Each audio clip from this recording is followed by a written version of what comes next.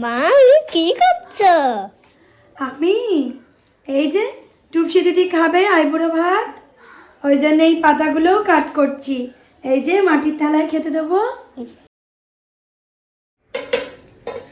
মা আজকে lunch menu কি? তাহলে আজকে লাঞ্চ মেনু অনেক কিছু, একটা অনুষ্ঠান, সেই কারণে হচ্ছে আমার ননদের মেয়ের আইবুড়ো ভাত।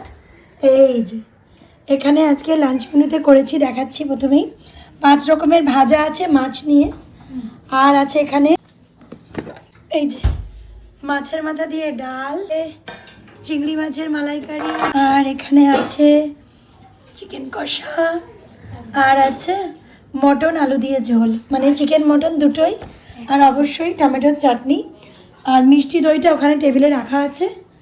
এই সমস্ত ওখানে আর এক হাঁড়ি ভাত আছে। সবাই এসে গেছে, আমি এখানে খাবার বাড়তে বসে গেছি। তো আইবুড়ো ভাত দিচ্ছি, মামি প্রথম আইবুড়ো ভাত আমার কাছে হচ্ছে। তো চলো জলটা নিয়ে এসে দে ভাবি। সবটাই তো তোমরা শুনলে আর বুঝেও গেছো নিশ্চয়ই। হ্যাঁ, আমরা মামা মামি মিলে ভাগ্নিকে দিচ্ছি আইবুড়ো ভাত, আর সেই সাজানোটা তোমাদের সঙ্গে তুলে ধরেছি। জানি না কেমন হয়েছে, আমাদের সাধ্য মতন ওকে সাজিয়ে গুছিয়ে দেবার চেষ্টা করেছি। অনেক কথা, অনেক তোড়জোড়, সব কিছু পেরিয়েই হয় একটা বিয়ের মতন পবিত্র অনুষ্ঠান। তো এটাই শুরু হতে চলেছে কদিন পরই আমাদের বাড়িতে।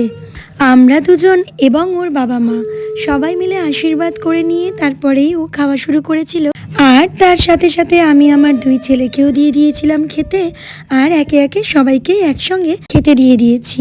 এই যে দেখো, সবাই একসঙ্গে খেতে বসে গিয়েছে, সবাইকে দিয়ে পরেই আমি বসেছিলাম। যাই হোক, আশীর্বাদ করি ওদের দুজনের জীবন যেন অনেক সুন্দরভাবে শুরু হয়। আর আজকের ভিডিওটা আমি এখানেই রাখি, তবে আসি, কেমন?